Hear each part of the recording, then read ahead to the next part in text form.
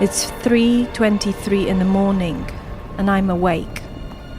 Because my great-great-grandchildren won't let me sleep. My great-great-grandchildren ask me in my dreams. What did you do while the planet was plundered? What did you do when the earth was unravelling? Surely you did something when the seasons started failing. As the mammals, reptiles, birds were all dying. Did you fill the streets with protest when democracy was stolen? What did you do once you knew?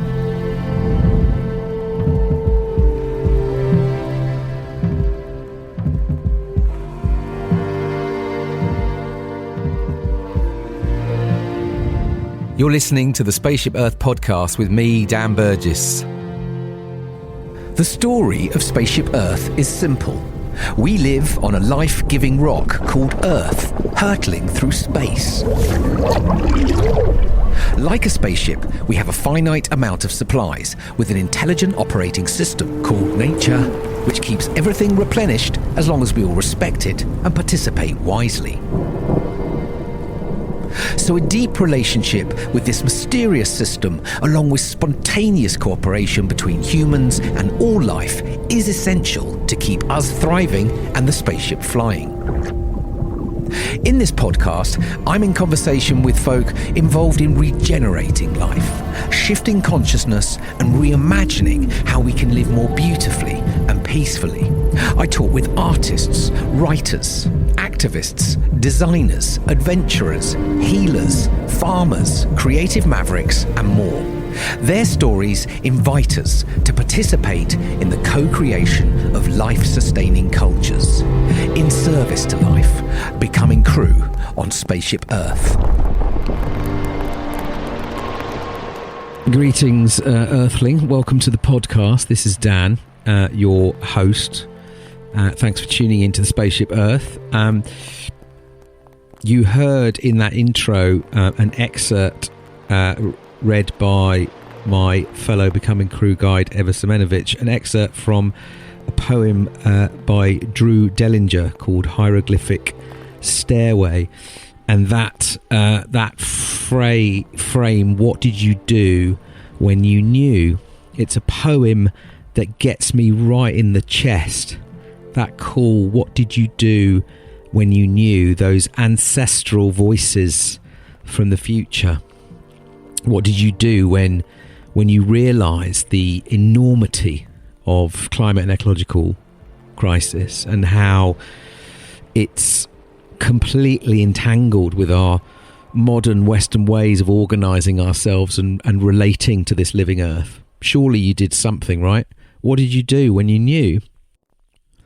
It's a question that comes to me often and has done since I really understood our impacts on our Earth system through this extreme, extractive, fossil-fueled, energy and resource-intensive, competitive ways of being on Earth that drive Western modernity, global capitalism, neoliberalism, and are viewed as our, inverted commas, normal way of life. And our living Earth is no longer able to sustain this craziness, this spell, this separation logic. And we're beginning to see the manifestation of that now everywhere in Western societies through extreme weather, wildfires, water shortages, pollution of rivers, air, soil, species collapse, crop failures. And of course, all of this caught up in a distracted, divisive culture of denial, fear, and ongoing narrative of human domination, control, and an illusion of technological and market-driven progress and AI taking us into the future where things will be better. Do you really believe that in your heart? This week, we're seeing that the global sea surface temperatures are at an all-time high. Earth system tipping points. These are Earth system tipping points happening now. Parts of the Atlantic experiencing extreme heat waves. Not only does that threaten marine species, but all of our weather is determined by ocean patterns. All of the weather that we have on land in our cities is determined by ocean patterns. All our food systems are reliant on stable weather patterns. We depend on a healthy ocean for over 50% of the oxygen we breathe. Every second breath you take right now comes from the ocean. There is a complex web of relationships in the ocean that generously generates that oxygen.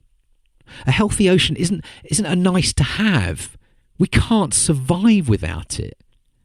You won't hear this in the media, of course. We just hear of selfish eco-mobs interrupting our way of life. We live in a more than human world. We have been relating to it and to each other in such destructive ways. We can't keep extracting and burning fossil fuels and treating the living earth as a slave to human progress, where men in suits pull levers and make plans in rooms to control complex, vast, intelligent living systems that have taken millions of years to form. It's a total folly. We're in this weird tension of divisive realities and worldviews of what is true and what is real, where many of the things in our society that we used to hold on to for some kind of certainty and sense-making are breaking down and no longer making sense. And at the same time, it feels that even with an intellectual understanding of all of this, an understanding of this ultimately physics, that there is still reluctance, denial, from a big part of society and culture, especially media, corporations and politics, to step fully into this moment, to let go of the hubris of certainty and control and cultivate the humility and practice required to try and find ways through in new emergent ways, to recognise that the world is alive and we are a part of that, not apart from it. We cannot control it. We have to learn to move into relationship with life itself, to be in service to life. The conditions required for any business to thrive are unravelling very fast. Those conditions just won't exist for much longer. There is so much work to be done to halt the destruction of the living world, to prepare for what is coming our way, and to begin to accelerate the growing of life-sustaining cultures and communities. To grow care, connection, community, adaptability and resilience. That's the kind of growth we need to scale. We're being called into crew mode. It's everyone or no one. There are no passengers on Spaceship Earth. There never were. We've been in a fossil fuel inebriated glitch for the last few decades, in an illusion of separation and domination of the Earth. It's time to cross the threshold and step into service, in solidarity to our past ancestors, our future ancestors, and of course with nature, our more than human family, the OG crew on Spaceship Earth. So, back to this episode. This is a reflective check-in between myself and fellow Becoming Crew guides Evva and Mark. It's a build from our last chat in episode 63 in January. It was recorded in a meadow in Somerset at the end of a day we spent together a couple of weeks back. We reflect a little on the remix, our unlearning adventure for Story Rebels, which is now 6 weeks in, and then into this moment in time, this planetary crises, the polycrises, these divisive worldviews, the weirdness of these times, the challenge of these times, the endings of things, the beginnings of things. And we talk about what's yours to do, an experience we've developed to support teams in organisations to step into service, to fully step into the unknowingness and uncertainty of these times, to begin to build collective action for the future we will not see beyond our own internal agendas, beyond our B Corp status or our net zero strategies, to ask what's uniquely yours to do today, right where you are. So, if any of this speaks to you, do reach out and be in touch. We're here and we're listening. There's so much to be done. This is the Spaceship Earth podcast, a Becoming Crew, Basecamp Crew conversation episode. What's yours to do? You're listening to the Spaceship Earth podcast with my dad, Dan Burgess. So, Mark, Evva, Here we are. Hello. Welcome back to the podcast. Thank you. Thank you very much. Good to be back. Yeah. We're last time we were gathered, we were on Dartmoor in January. Do you remember? It was very wet, and we were sitting by a fire. And it's now June. We're sitting around a little fire. It's very hot. We're not in Dartmoor. And very dry. It's very dry. And we're in Somerset, just outside Bath, and all suffering from hay fever. Yeah. Part of the poly crisis. Everyone's coming down with the pollen crisis. The pollen crisis. I like it. The pollen crisis. Just one of the many poly crises is the pollen crisis. Yeah, and it's I guess the sun's setting, isn't it? Sort of feels like it is. It is. Yeah, the end of another long, hot, dry day. A run of about 2 weeks of them, which, when we were sat in that damp valley in January, it feels like a different world away. But it's very disconcertingly dry. Sitting in this meadow today, in this June day. June evening, really. Yeah. Yeah, it's true, isn't it? Because we were literally felt like we were sort of in torrents of water when we were on the moor. Yeah, I remember at one point I think we were sort of chatting and sinking a little bit into the couch and feeling like we will never come out of that little cottage. And then we did make it out of it eventually. The roads and the footpaths had become water, become streams, and we're like, how are we going to get off this moor? But we did. We did. We did. We got off the moor, and it's quite bad to think that's what's gone on since then. It's been quite an intense few months, hasn't it?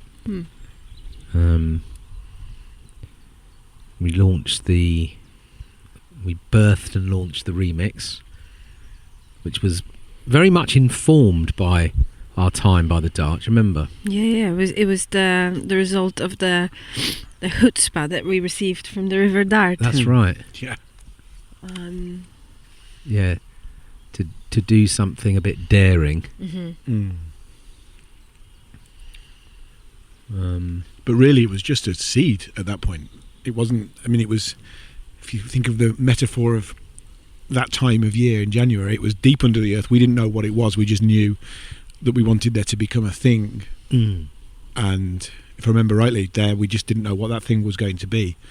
And it actually took probably another 6 weeks from that moment to know what that thing was. So that was mid-January, wasn't it? So we were, it took us until things were properly just starting to pop up out of the earth when we had a sense of what the shape of the remix might actually become. And now we're 1 month into. We're 1 month into the remix that we birthed. Yeah, it's pretty mad actually to think about it. 1 month into the 3-month journey, and a lot's happened.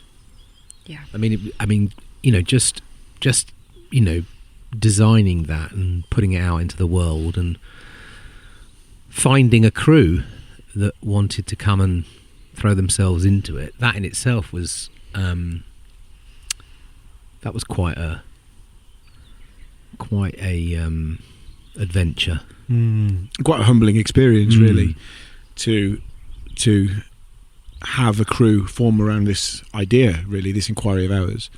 That actually, it's the stories that we base our culture on that need remixing for these times. It required people to step in, and it's really humbling actually that the crew formed around that idea. Yeah, it's quite fun actually when you put it like that. Exactly that. Sort of that accepting that that acceptance of Because it was interesting putting it out, and then the sort of feedback that we were getting as we were starting to bring people on board. And you're getting that kind of exactly that. Like, what is this all about? Do you mean the stories are expiring? They're tired. But that, yeah, it was a humbling experience, and I'm, still can't quite believe that we're on the journey with this group, this amazing crew of folks, and the guests that all said yes to come and take part in it, and yeah, we're a month in, 2 to go. What's been your highlights?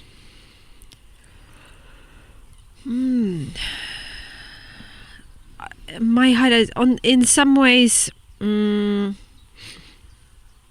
well, being cracked right open by Bio on our opening night was quite something, for sure.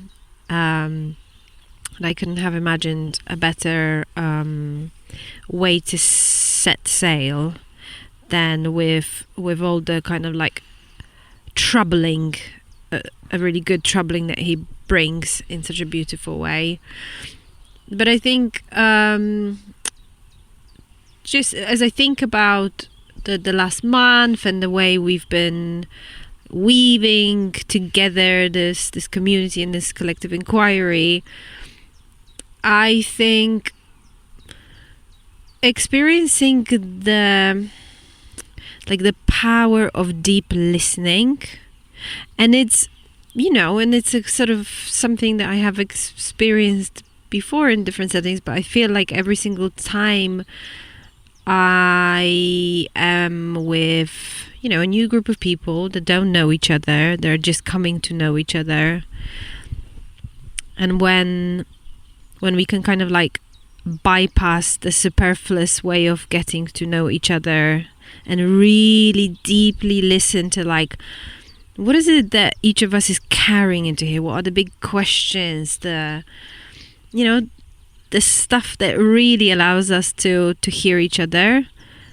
That the magic and the awe of that connection, yeah, it doesn't get old. You know what I mean? Even if I've experienced it before. And that's what I'm really with when I think about the remix and the cohort that is forming and working together. That's what I'm with.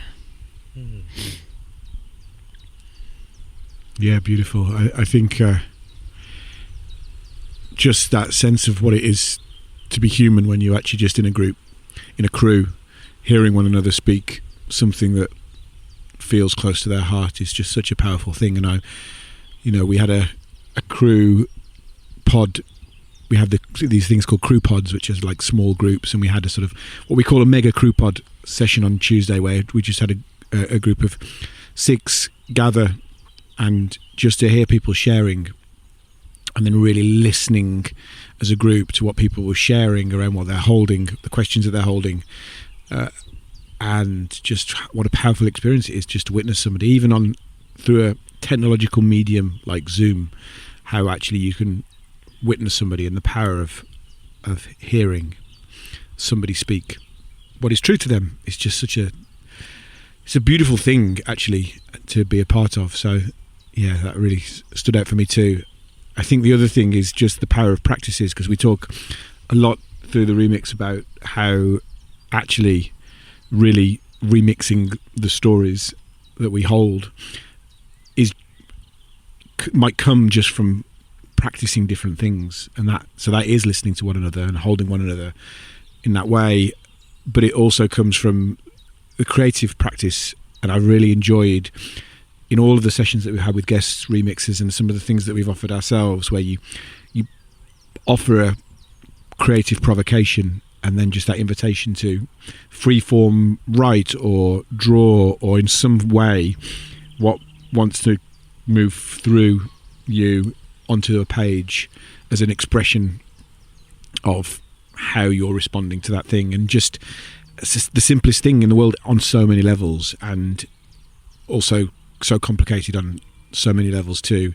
and yet it's just so lovely to watch that flow happen. That it's like a dance, like a bit of reciprocity that happens, a provocation that's offered, and then some things creatively move through the crew onto the paper. Some things are born. It's just such a it's, I guess it reminds me that just how much we are creative beings as humans, and that's just been a beautiful thing. How about you, Dan? Yeah, I think it's all of that, all of what you just shared. I think it's just sort of starting to see, there is a trust. I think if you allow yourself to move into an experiential learning journey like this, if you allow yourself, if you show up, if you show up and you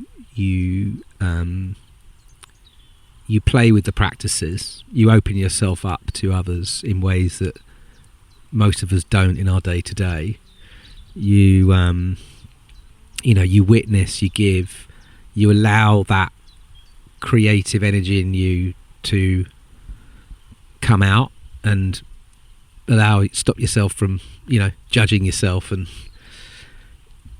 see the imposter for what it is, and quieten that, and just allow yourself into this. I think when seeing more of this cohort moving into that space, which has been, I think, catalysed by all of these things, some of what the guests are offering, what the groups are doing, supporting each other, witnessing each other, the creative practices, the entanglement practices, more people really loved seeing how people are sort of really starting to tune in to the landscapes around them, and at different times, like the full moon that just went past, and that invitation of the mischief moon, and seeing everyone's kind of moon reflections, and so that's for me, it's just seeing this kind of these different threads being kind of pulled on by people and played with, and seeing how that's moving folks, and that feels really like we've been so intentional about, I think, this work. This is a relational inquiry. The way we relate to life, to the world around us, to each other, to ourselves, determines the stories we get behind, the stories we carry, and those stories then inform how we continue to relate to life around us. So it's that invitation to really notice and play and explore how we are relating, how we are moving through this world at that relational level. That feels where all the possibility lies. And so starting to see folks in the cohort really going to that and opening themselves up, and I think it's courage, and I think, and trust, and that all comes, I think, from the crew, the whole, building that, and that takes time. It's not easy to do online. It's not easy to do. We've got, what are we, like 36, 37 plus 5 of us. It's a decent group of people, and so trying to sort of, build that trust, that connection, and it requires effort from everyone, but I think it feels like everyone is showing up, and there's an honesty that I'm seeing and an openness, and that's really lovely. And it's also difficult. It's challenging for everyone, because we're living in absurd times. It's like it's, you can't really make up what's going on around us half the time. I mean, you look out into the inverted commas reality, and what was the t-shirt? Reality. Reel it why. Oh yeah. Reel it why. Yeah. Oh yeah, that was it. But you know what I mean? And it's, it's barking, completely barking. I mean, it's more barking than I've been looking at the barkingness of reality for a long time, and it's never been so mad. And that's the context we're in. And I think people are also recognising that's why, we got to work together as crew. We've got to find our way back into this living world. We've got to open up. We've got to experiment, and So I think, but it's not easy because everyone is, you know, carrying stuff and dealing with the complexities of trying to exist in this system, and it's hard. But I think that's, for me, just, it feels like why these types of offerings feel essential. Yeah. You know, and through that we can start to build. I feels like we're building some. There's a new knowledge. There's a knowledge being co-created through this. You know. Yeah. That feels good. I mean, I think it is in very interesting times is one way to describe it that we're living in. We call them mysterious times, don't we? Mysterious times. Because when so many of the things that we've come to see as certain or as common sense or as just the way, you know, when they start to fall apart and they really start to crumble and make less and less sense, that does create space and an opening for things that maybe we once considered like wacky, weird, and like bizarre to actually, like, then that becomes an opening to step into that and think, okay, well, if the thing I thought was really certain doesn't make sense anymore, then we can step into the weirder moves, into the weirder shapes, which I feel, you know, so much of our work is like, can we try out some of those weirder shapes together in community, in a space that feels safe enough to do that, and then have potentially the courage and build up the courage to continue with those weirder shapes. Yeah. You know, in the spheres of our influence. And sorry, just one before it's on my head about that. This time, I was just thinking, like, I feel like the last couple of weeks that, like, in this country, you know, everyone's been obsessed with a TV presenter, right? To the point of, like, right. And I'm thinking to myself, what is going on? Everywhere I look, everyone's talking about this TV presenter, right? I'd much rather be listening to Bayo Akamalafi, Sophie Strand, Phoebe Tickell on a Tuesday night than watching this nonsense on our mainstream media. I mean, I don't understand what is going on. I mean, it's like that. I mean, that's just insane. I think it speaks to that tension that I notice when you do start to recognise the need for these new stories. You do start to see those new stories emerging and those new possibilities that emerge through the practices. And then, of course, we all still live in a world where those old stories are still not just existing, but in some ways thriving, and are being perpetuated by the polycrisis, by the disastrous times that we're in. So you find, I think you find yourself getting stretched. You see, you're leaning more and more, and the practices are moving you more and more into relational inquiries, into what it is to be really together as a crew, as a community. And then you find yourself still having to exist, because we all have to, back in that world of those old stories, which increasingly make no sense. So, you know, I really feel that sense of stretch that comes from this inquiry. You know, the more you see the possibilities of the new, the more the ridiculousness of the old becomes apparent, and holding that tension feels really tricky and necessary. Yeah, and I think that it was, when I look back to that practice we did with the remix cohort, I remember asking people to share the love and horror stories they're noticing around them, and like the breadth of those stories, like from, you know, the stories of the systems that we've built to like the little interactions of people's daily lives where they notice the lunacy of, you know, like I was really with that like, yeah, the scale is so, you know, to think how from really, really big systemic stories we get to these tiny interactions. There's something really interesting, I think, in what you talk about, the stretch of things, that like we're really finding ourselves pulling being pulled across more and more, and it makes it really difficult to actually kind of like exist in the everyday lives and keep our sort of sanity. Yeah, I keep going on about this. I think it's my neurodiversity, but that sign in the garden centre I showed you today, you know. So on one hand, you know, we're sitting here, we know we're in an ecological crisis, right? We know species are dying off, right? Ecosystems are collapsing, particularly in this country, birds, insects, all this stuff. And you can walk into a garden centre and you see a whole wall with a sign that says pest control and weed control being the word, pest also being a weed. All these words, these are stories, right, that we've decided that humans are at the centre, and these are pests and we need to control them. These are weeds, we need to control them. And you've got all of that going on, all this poison and chemicals and destruction being sold to you as ways to control things so that your garden is better.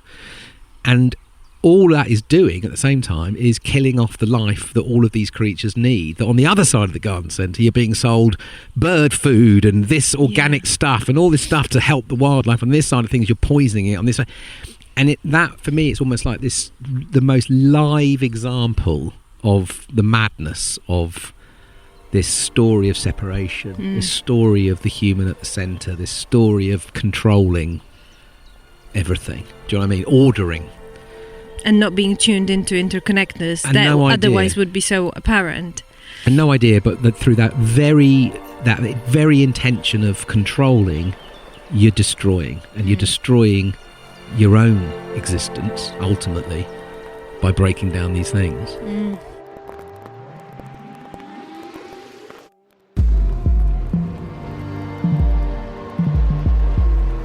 We live on a life-giving rock called Earth, hurtling through space. How bonkers is that? You're listening to the Spaceship Earth podcast.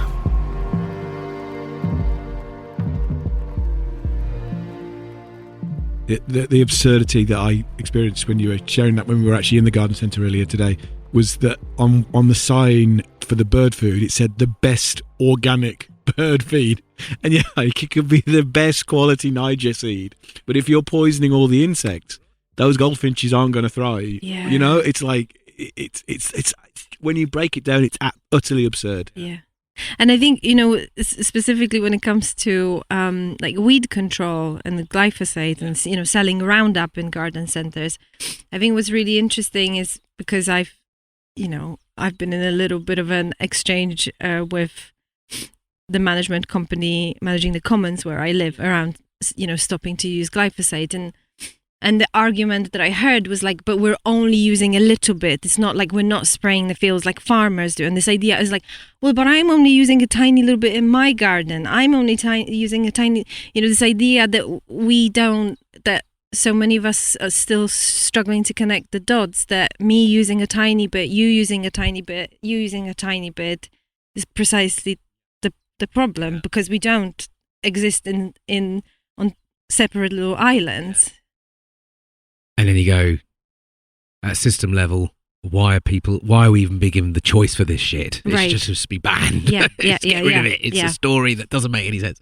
But to me, it is interesting because that stuff for me is just a very visceral, I don't know, it aggravates me, but it is a story. It's a story of controlling nature, you know. It's of saying the human, you know, it's like the humans, that's a pest. Those creatures, we call them pests.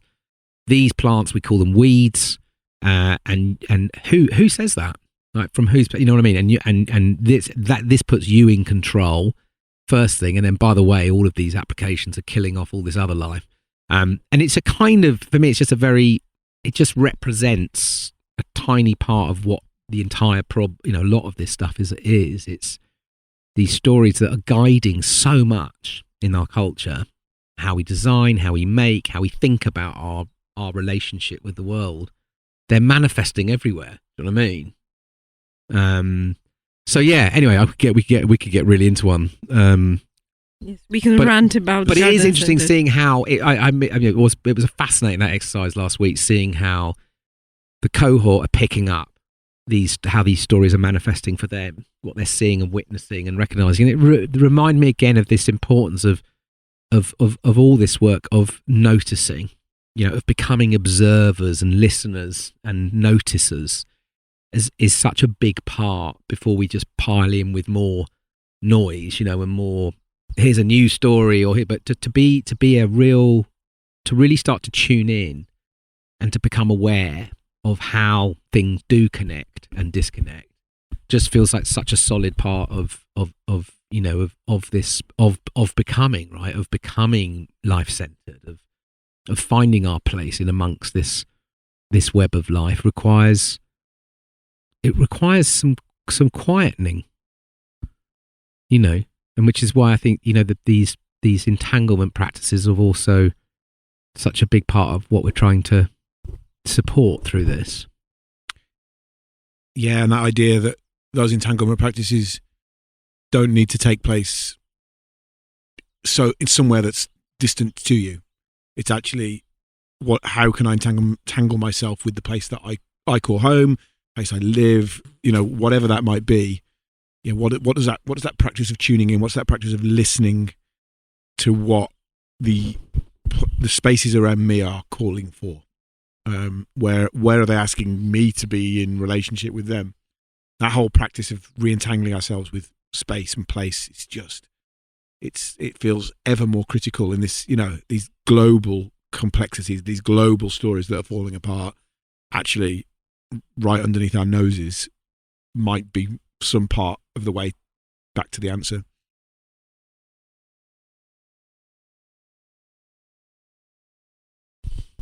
Yeah. So, it's June, it's getting hot, it's very dry.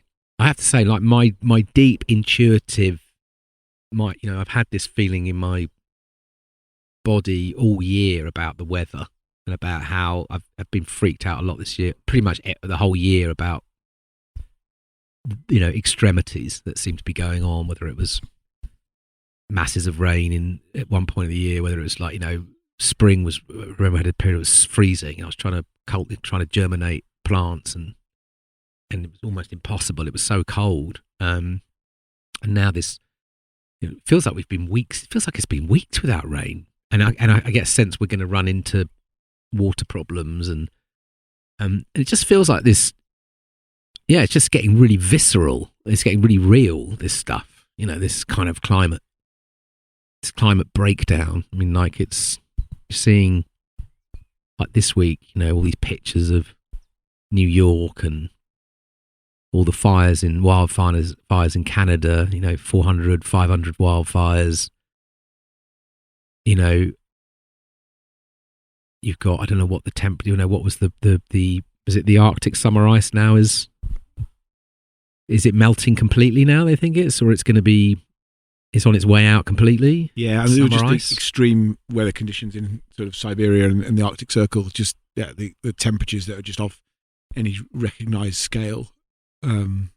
Just everywhere, things are dialed up beyond any maxima or minima that we ever thought were possible. Yeah. So you have these first parts of sort of Earth's, first tipping points in Earth's system starting to occur. You have, all the science seemingly, all the scientists seemingly, head in their hands from those that I follow and look at, whatever. And then we have this problem of responding, because obviously what's driving this is a way of being on this earth, is a way of relating to this earth, is a way of, how we have designed our systems and organizations and structures and our ways of thinking, and the stories therefore that keep perpetuating them. So it's such a deep relational crisis, and yet it's being manifested through all these extremities of climate and ecology and breakdown of these systems. And you look out into the kind of the media or the consensus space, the consensus reality, and it feels like we've never been more divided and polarized. You've got, Just Stop Oil protesters, rightly terrified, extraordinarily courageous people just, trying to keep this in the public domain because that's the only way that keeps it in the media. So you see people going, but I wish they wouldn't stop, interrupting our way of life. And it's like, well, this is the only thing that keeps the media talking about this stuff, unfortunately. You're seeing more it feels like more and more voices are speaking up to this, what's going on. And yet we have a political system that seems to be, completely going the other way in terms of the anti-protest laws, locking up protesters, going ahead with new licensing for more and more fossil fuel expansion. So it just feels like we're in this bizarre place, and so you either go, and it seems to be very divisive again. It's kind of like, I don't know, and it even feels like, it just feels very difficult to sort of sense where any sensible change is coming from. I mean, relying on the old sort of structures and systems to make the changes feels like it's just not going to happen. No, and what I'm with is the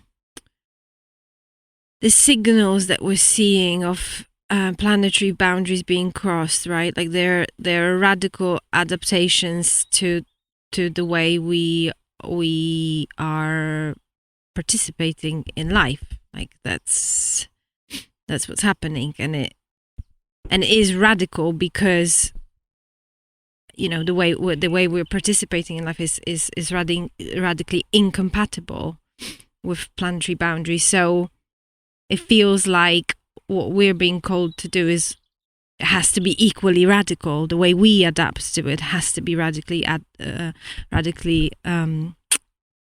match that effectively. And and I posted this today on LinkedIn. I'm still with this idea that we all want a thriving, habitable planet. That seems obvious, and yet so many of us are still on the sidelines of activism, and that still feels quite edgy for a lot of people, particularly at an organizational level. I think that feels difficult for a lot of organizations to imagine them stepping into a kind of an activist space. And so, yeah, I'm just quite curious about that, about this moment where it feels like we all know what we need to be stepping into, and yet there's still that hesitation. So I'm kind of curious as to how can we collectively step into it.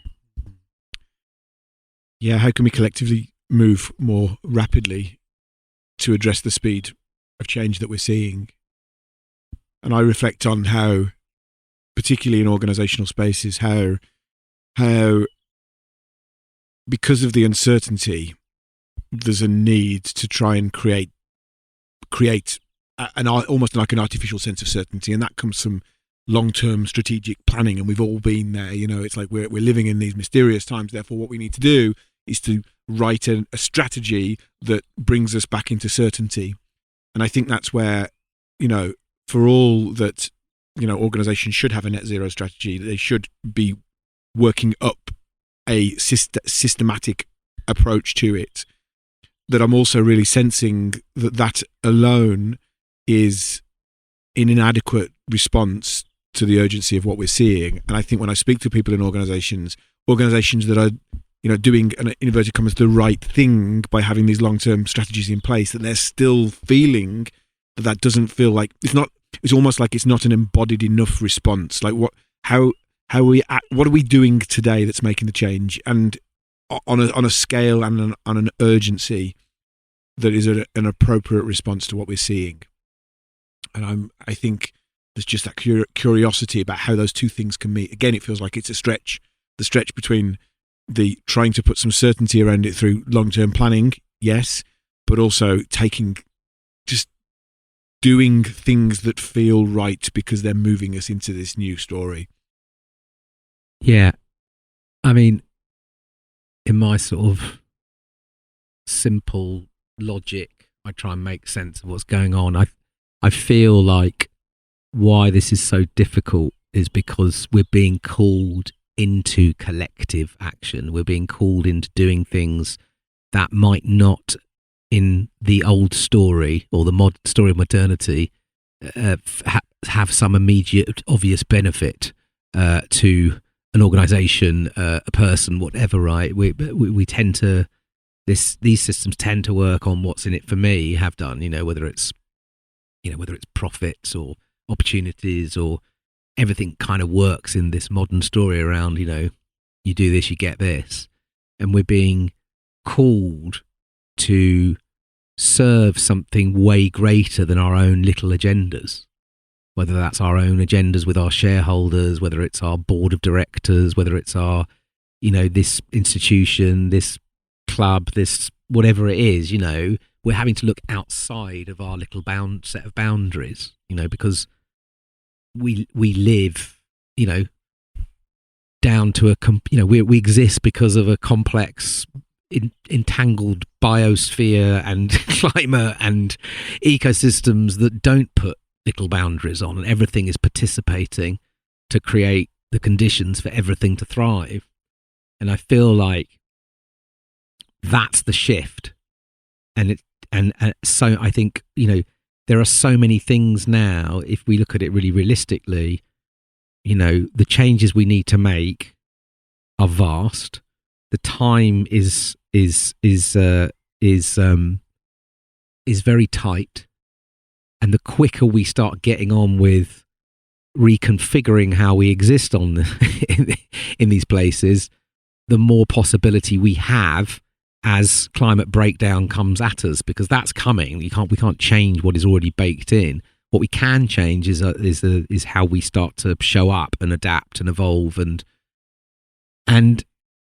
for some reason, because it still feels optional to be doing that, it still feels like, well, there's people out there sort of protesting, and there's people out there doing regenerative stuff, and there's campaign, you know what I mean? It just still feels like it's kind of optional, and the way that things will shift is when there is a movement of crews across sectors starting to act on behalf of the future that they will not see, with that kind of selflessness that we're seeing in things like, the lawyers are responsible movement, in some of the ad movements, that are going on, where people are starting to see beyond their own agendas, and that's the bit I'm constantly thinking, like, well, how does, why is that not happening? What is it that's stopping more organizations, particularly? Because there's so much momentum and speed and skills and energy and potential that could be brought into the mix by supporting all the brilliant work that's already happening out there to try and slow the destruction that's going on. We've got to try and halt the destruction of the living world, which isn't, as we said before, it's not in a faraway land. It's happening here. Like, this country is one of the most nature depleted countries on earth. And it's continuing constantly, and there are people out there trying to protect, restore. Even on that level, like, what would it look like for organisations to start to support that stuff? And governments will, we see it like, occasionally, look at. I mean, it seems insane that it's individuals. Greta, that's Gary Lineker recently. It's these people that, when they stand strong with their influence, stuff shifts. Governments buckle because they actually have no idea. And as soon as the public start putting some proper noise behind something, they shift. And so that's what I'm really curious about. How can we help with that? What's it going to take for more organisations to go? Because I think there is a level of selflessness, isn't it? It's having to look beyond what we believe is business, or do you know what I mean? Yeah, ours. And I think, within that selflessness, I think there's an invitation to examine the horror story of what our human nature is, because I think when you talk about selflessness within a lot of corporate settings, the story might be that we're not selfless, and if you do something selfless, well, I can't be selfless because effectively our human nature is to be in competition, and it is to, someone always has to lose in order for me to win. And so I think there's something around what we've come to understand or know human nature to be that needs to be examined, or the nature of life in some ways. And I think there's also something around inviting ourselves to be surprised by our capacity for change. And it feels to me like in this moment where things are really so on the edge, we really in some ways don't have anything to lose, because business is not as usual, and it won't be as usual. It's never coming back to the usual. So we can step into this space of allowing ourselves to be surprised by what is possible for us as as part of an organization. And even if it feels that our organization has been really calcified and stuck in its ways, and I understand that. I understand how it is to feel like you're part of an organization that is, there's this huge ship that is really slow to move, and any internal change takes ages, and it can feel quite helpless or hopeless. But I think in some ways that is the potential of crisis, that is the potential of cracks, isn't it?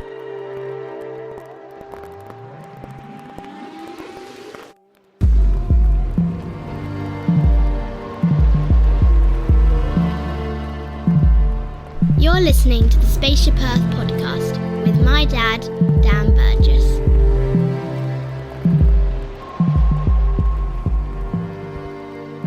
Yeah, and I think that's why, this offer we've been exploring, what's yours to do, is different, because it's not what I think. That's what I think we're, I guess this time, it's not necessarily about trying to reinvent your business, because actually we don't have any fucking time, right? It's about what could you be doing to support the kind of external cultural societal shifts that need to happen pretty damn fast. How can your skill set, your expertise, your resources, your ingenuity be of service in these times to collectively start to shift us somewhere? And I think that's what is different from this whole idea of how will our business evolve in 2050? Because frankly, we ain't going to get there. I mean, look, we're 2023 and look what's going on. But it's more about how do we step beyond our business, right? Still rooted in what we have as an organization, but how do we point it out into service in some way?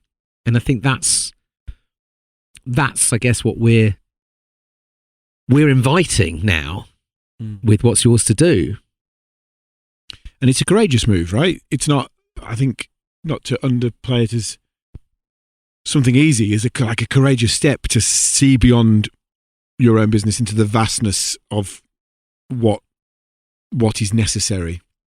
So there's a kind of courage that we're inviting, really, just to step out of what you know into service to something much bigger than you. It's so I think what we're inviting really is, if these times feel so complex, if they feel overwhelming, if the questions feel overwhelming to you, then to see beyond what you know is actually a way of solving those uncertainties, or not solving them, but stepping into those uncertainties, or starting to be in relationship to those uncertainties. So, what is yours to do?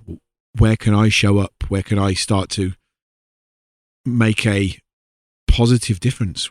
That is mine uniquely, or yours uniquely as an organization?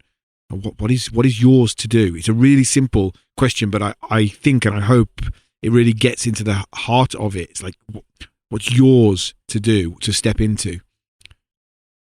It almost feels to me that we're asking organizations to or inviting organizations to help them figure out what their ecological niche is.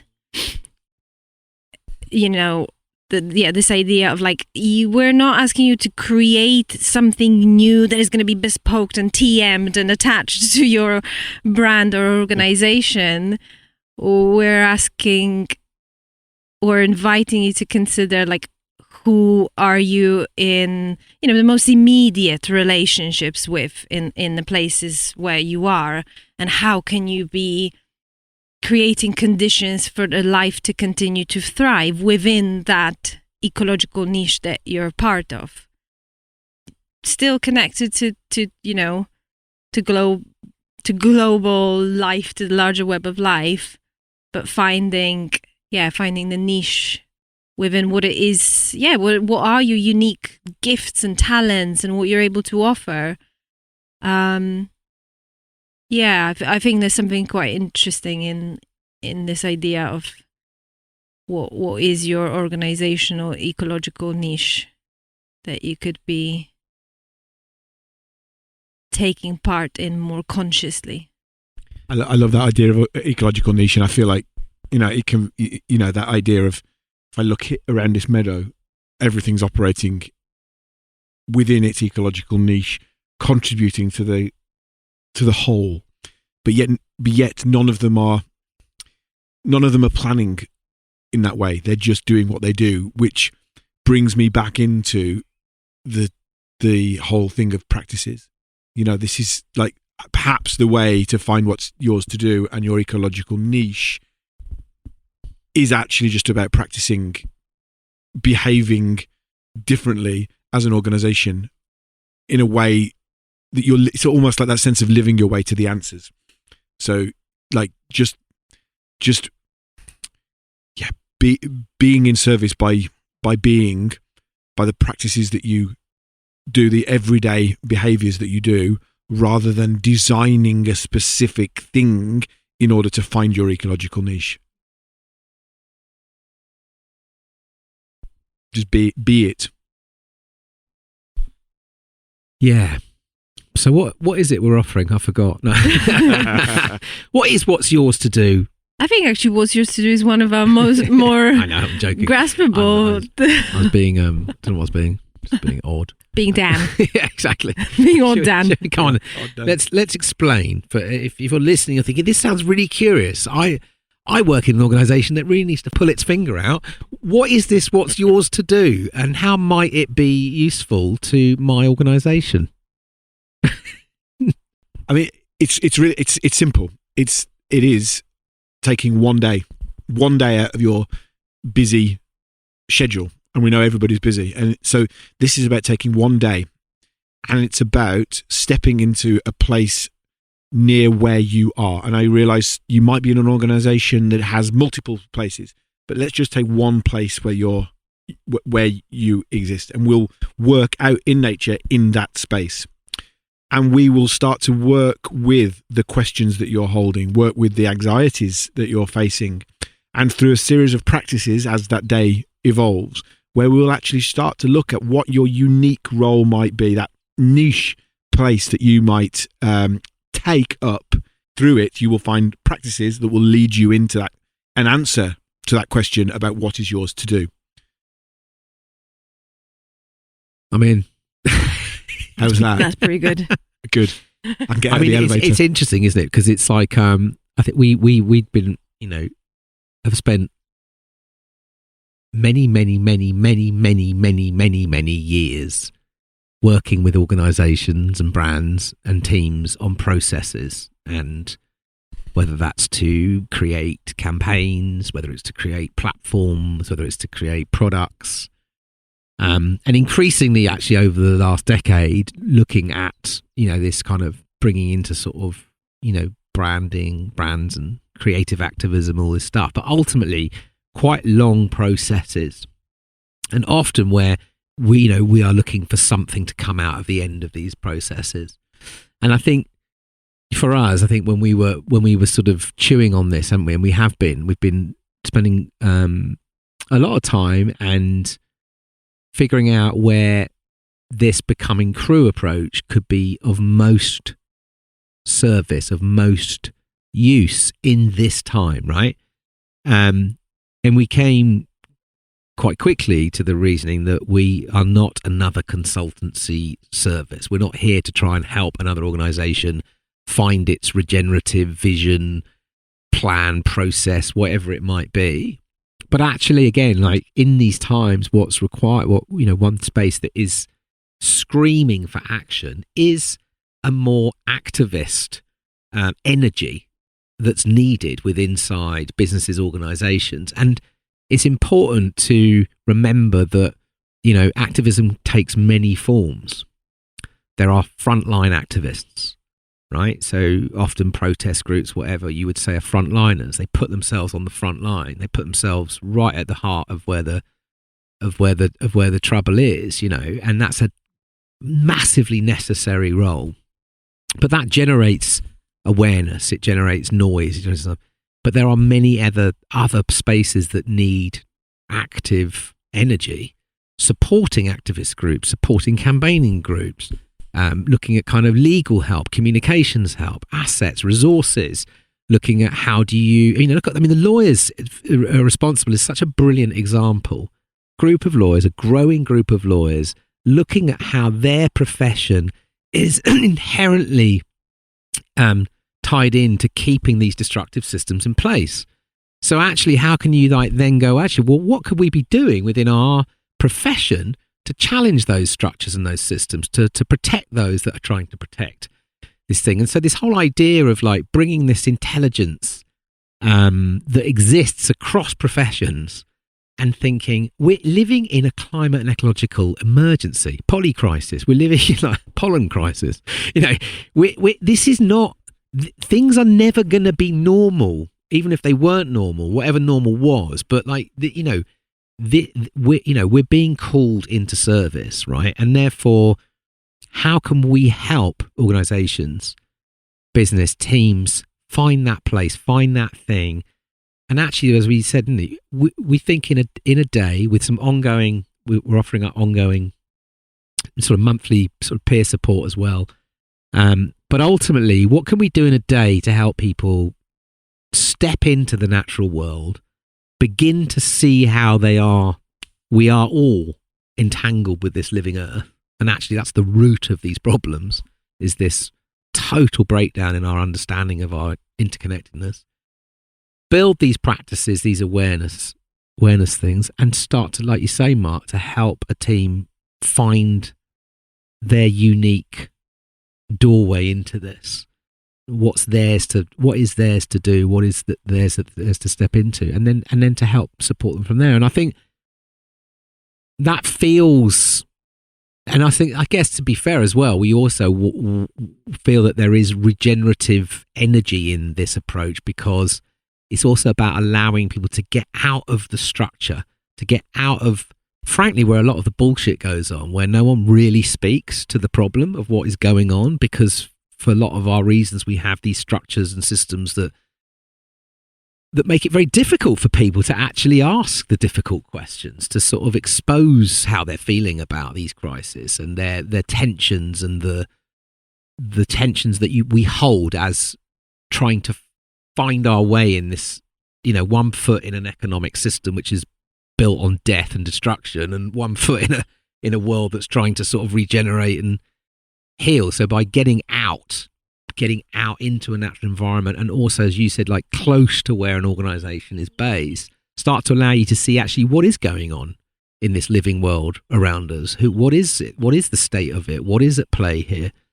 So I think there was a degree of actually this work is also about trying to empower people to become the change, right? That it's not about a long drawn out consultancy process to try and come up with some answers. It's effectively trying to catalyze a shift in feeling and responsibility and possibility of the things that we could be doing today to start to make the kind of shifts that are being called for. And I think if there was ever a place to see nature as a resource, it's the way to resource your action and your capacity to act. Like, because we know that, you know, the reason why this offering is nature centered, nature based, and we ask people to get out of the concrete buildings from behind the desks is because we know that when we can remember and reconnect with our belonging to nature, that becomes that becomes the source of then our capacity to act and to participate in life in ways that we perhaps didn't think were possible before that. So I think, you know, that feels really central. We know that, like, the answers, or even moving towards answers to the poly crisis, isn't going to come from flip charts and meeting halls and conference halls. Yeah. Like, that's if there's any certainty, I feel like that's as close to certainty we're going to get. Yeah. And I think, in the same token, being in nature is we're not just doing it because it's a place that might help us feel good. It does, undoubtedly, but it's actually that sense of how can through that connection to the natural world in the place where we are start to help us with creative possibilities. So, you know, it's not just nature as a nice thing to do.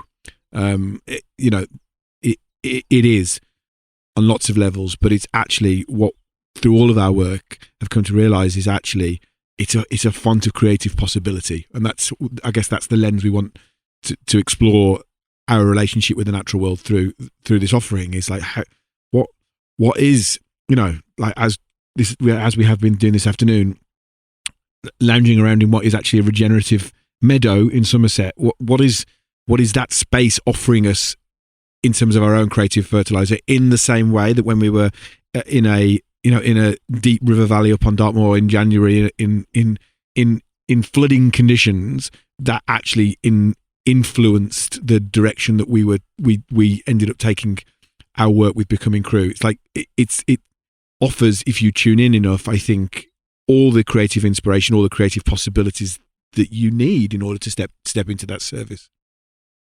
Yeah, and I think exactly, if it's to sort of hopefully catalyze that connection and that importance of getting of this dance between these environments. Like, I can't see how any business is ever going to become sustainable, net zero, regenerative without a deep practice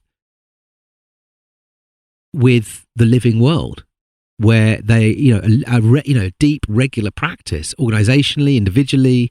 Because if you're not, because that's what these words are all about. It's about is it even possible to coexist with this world we have not made, to be sustainable, to be regenerative. That's at that level we're being invited to step into. And so this idea that can even be achieved without even getting out, starting to immerse yourself in the complexity and the unknowingness of how all of this exists and operates, and the relationships that, you know what I mean, and to open up our curiosity again and our humility to recognize that we are the babies, the humans. we're the ones that need to become curious about all of this life. How come this life has existed for millions of years and we haven't been around that long, and we're heading, we're pushing ourselves to the edges of how long we can even exist.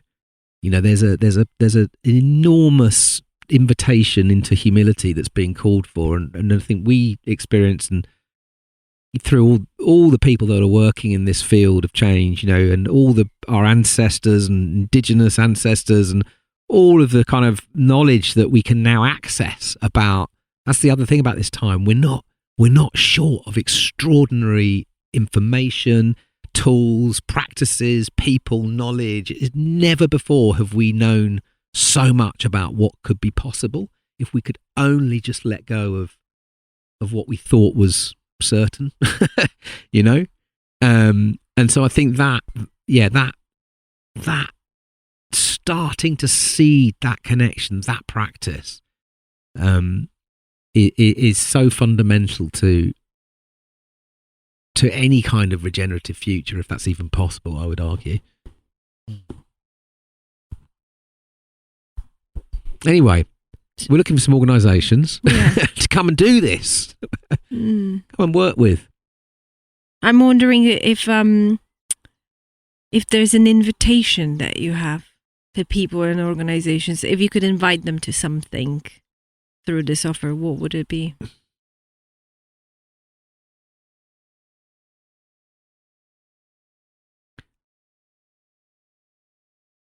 If I could invite them, as in... Yeah, you, Dan Burgess. RSVP. Come and join me in the woods. That's a good invitation. That's a good start, isn't it? Yeah. Good start. Or in a meadow. I think, you know, I think we all speak for you guys, but I think we are offering this out with open hearts, with a real sense of possibility. I think we intuitively feel. I mean, we've been again gestating this for months. This thing, backwards and forwards. What feels right? What feels the most useful in this time? And it can be of service. And I feel excited by what we can do with a team in one day. I feel genuinely excited because I know that we can help a team move a long way in a day if they are prepared to put down the phones and step out and open up and open their minds and open their hearts and come out into the woods or by a river or in a meadow or wherever it is with us for a day. I feel that by the end of that day, they will feel energized and have their courage is rising and actually excited by stepping into service. Because while there is a lot of fear in these times and about what we're facing into and about the letting go of all these stories and ideas that we have held so tightly, there's an enormous more. There's so much beauty and possibility in just stepping in and being part of a collective shift to something more beautiful, for something life sustaining, for something that is trying to bring a world or a way of being into the world that is going to, you know, be of benefit to our future ancestors and our more than human family. I mean, there's something really extraordinary about that when you make that, when you've crossed that threshold, when you recognize that, and that you suddenly realize that all this bullshit of, you know, what are my impacts next month, next year, that they all actually are just, all that stuff just kind of does its thing. Like if you're working on something that's way bigger than you, if there's a bit of your work that is just way bigger than your organization, that's extraordinary work. And so I feel that's, you know, although there is bravery being called, there's courage being called for, there's this need to be comfortable with not knowing. There's a need to not have answers. There's a way to be okay with not having answers. We're living in a time of questions and inquiry and collective learning. But there's also like extraordinary energy in that, isn't there? You know, like you say, like when the old stories are just falling apart and more of us are seeing the insanity of, inverted commas, you know, our way of life. There's something very energizing and hopeful about being part of a movement of people that are saying, no, this is bollocks. We need to do more than this. So we'll give people a good day. I'm confident of that. I like that. Put your phones down, open your hearts, and come hang out in the woods. Yeah. Step into service. Yeah. There's no better invitation than that. So I love the fact that we started this conversation in what felt like broad daylight, and how just now the sun's gone down over the horizon, and just the sort of dawn chorus, the evening chorus, not the dawn chorus, hasn't gone on that long, has it? The conversation, the evening it's a chorus, really long podcast. It's just like, it's just doing its thing. It's fascinating. Yeah, just love watching things change in this way around a fire. It's kind of how it's meant to be, isn't it? Yeah, I'll say a big gratitude to Charlie and Rangana, whose land it is, for and what they're doing up here, Tree Source, and allowing us to come and ponder. Big gratitude to the family of pigs who are... To the pigs, with the pigs are the free ranging. They're starting to prepare the ground for new seeds and new trees to be planted.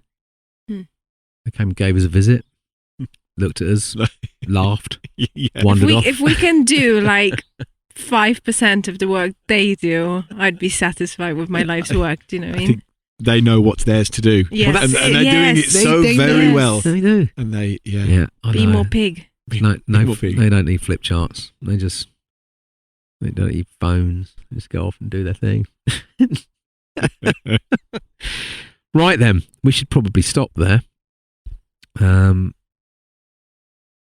Yeah, it's been a good day.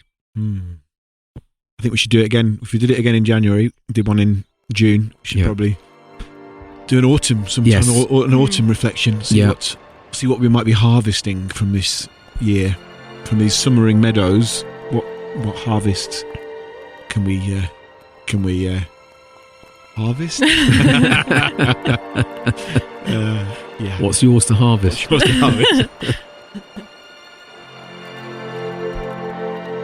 Right then. See you later. Bye. Over and out.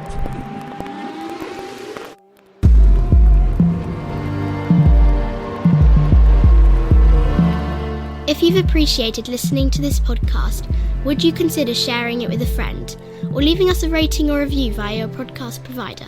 It helps more people to find us, and we'd be most grateful.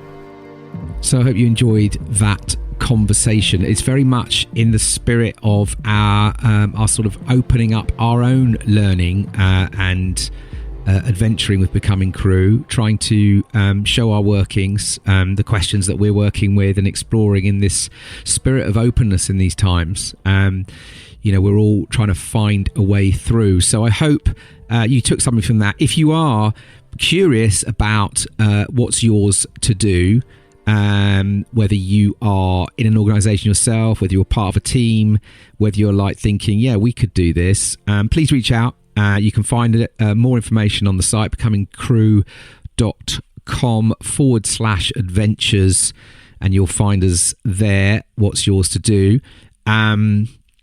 But you can get us, drop us an email, drop us a direct message. We are here to talk, and maybe, we're open. We're exploring a number of threads at the moment. We're exploring a place-based event in London in the autumn with a bunch of different organisations. Maybe you're part of a building that has a number of different orgs. Maybe you could bring together, representatives from different teams in different organisations. We're very open. So yeah, I'm going to play out with an audio teaser of the What's Yours to Do offer. So with that, take good care of yourself. Thanks for tuning in. Make sure you are getting out into our more than human world, re-entangling yourself with your more than human family around you. Until next time, peace and out. This podcast is created in service to life, for you. It takes time, funds and energy to make. If you'd like to contribute to the running costs, you can donate the price of a cuppa or a pint. find the link on our website.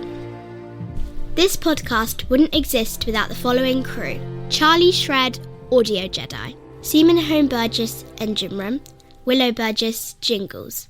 Dear friends, humanity is on thin ice, and that ice is melting fast. Our world needs climate action on all fronts, everything, everywhere, all at once. What is yours to do? What's yours to do? What's yours to do? Lawyers, advertising execs, musicians and hairdressers. Many people are beginning to ask, what does it mean to practice a profession in these times? Times of planetary crises.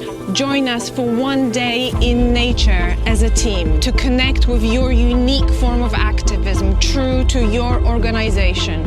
A day to explore what is yours to do, turning difficult questions into courageous actions, developing practices to work with the uncertainty of these times, connecting deeply with nature for resilience, creativity, and insight in service to life. Not sometime in the future or in a far off place, but where you are right now. One day in nature, near a place you call home. What is your role today? What is yours to do?